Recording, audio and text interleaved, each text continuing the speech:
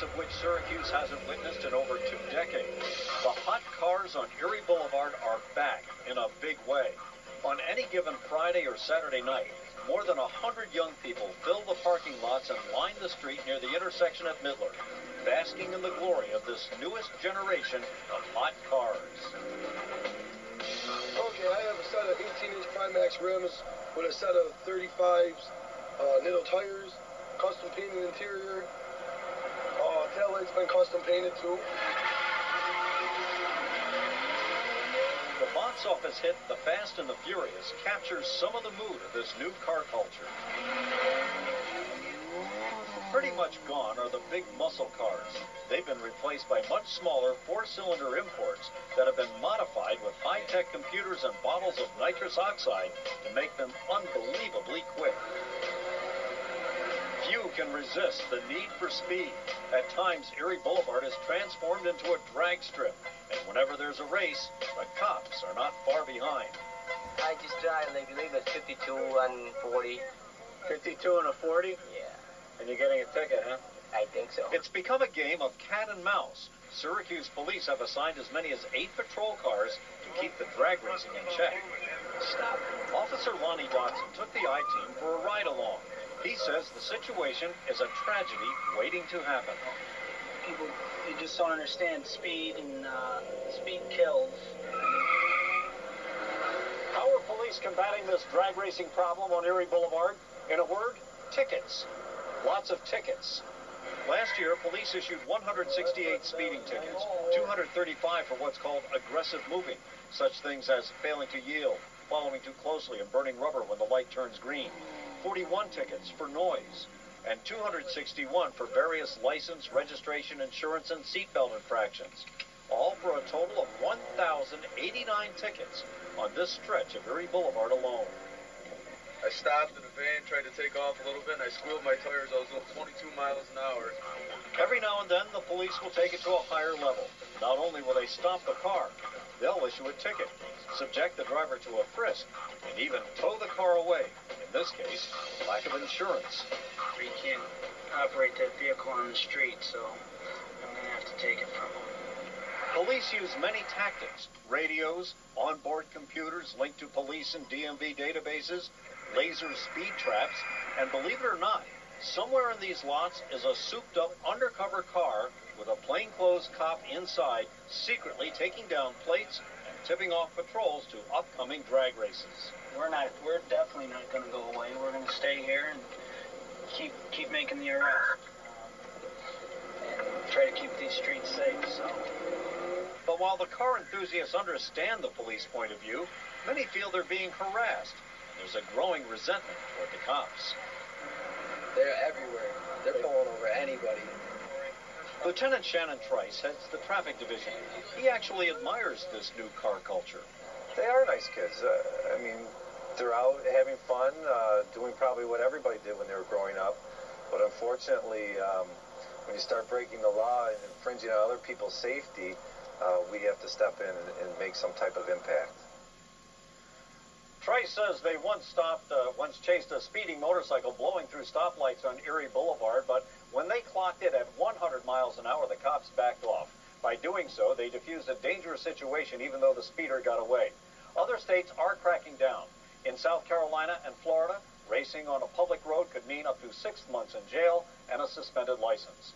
Tomorrow, the I-Team takes you inside a garage for an up-close look at what's motivating the new car culture in Central New York. You can show what you've done as your creation comes from your heart and soul. Part 2 of The Need for Speed, tomorrow on Action News live at 6. Reporting live, Jim Kenyon, Action News. Investigative reporter Jim Kenyon concludes his exclusive investigation, Need for Speed. Jim? John and Jackie, we haven't seen anything quite like this for over 2 decades. A whole new generation of hot cars are back on the streets of Central New York.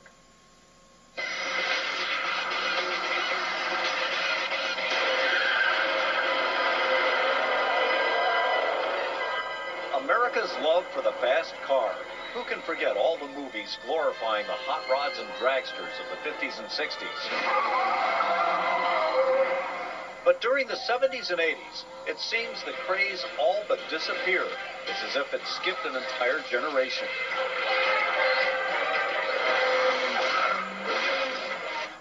But now it's back. Witness the popularity of The Fast and the Furious. The movie became a box office hit overnight. America's youth are once again showing up with hot cars, not only on the big screen. They're also showing up on Erie Boulevard.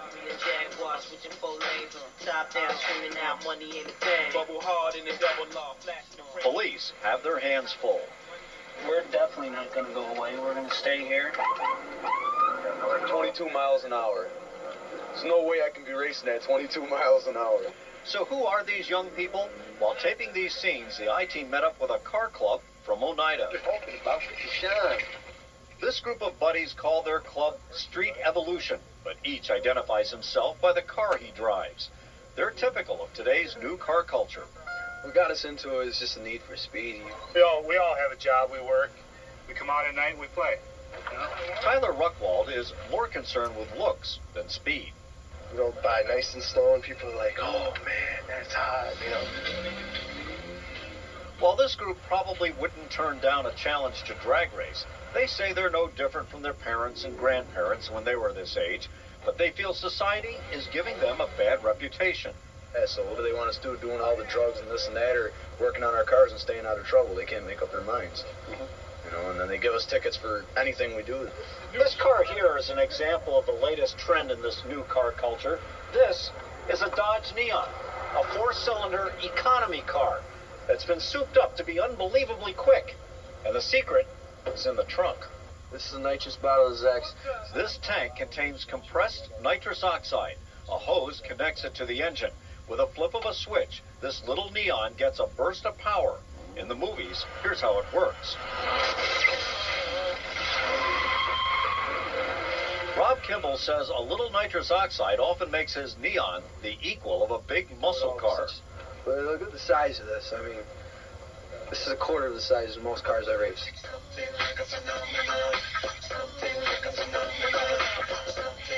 The demand for souped-up imports is spawning a new economy. At Silver City Tire, Dave Lebrecht is not only expanding his shop with accessories for what he calls tuners, he's also remodeling a Honda Civic. When he's done, it will look like this. He intends to advertise it by cruising around Erie Boulevard. Very user-friendly type thing. It's something you can easily get into, and it's very affordable. America's love for fast cars has been revived by a new generation. And it appears the next generation is already anxious to get behind the wheel. Every time one of these cars pulls in, he'll pull in and go, Rob, car go boom boom. Then he'll go hot cars. Then he'll go, them are hot cars. So the hot car culture is back and apparently here to stay. The Action Newsroom has been receiving a number of phone calls and emails about these reports. One viewer wanted to know if nitrous oxide is legal in New York. We checked with the police. They tell us it is. And the owner of the Estes Safety Park drag strip in Cicero, Vern Schmidt, says the term drag racing does not apply to what's happening on Erie Boulevard on Friday and Saturday nights. He calls it illegal street racing, an activity which he says is wrong.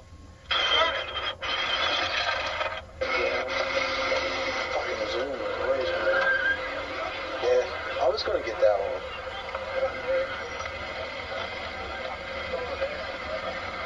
Fucking record on that. It's getting chilly, man.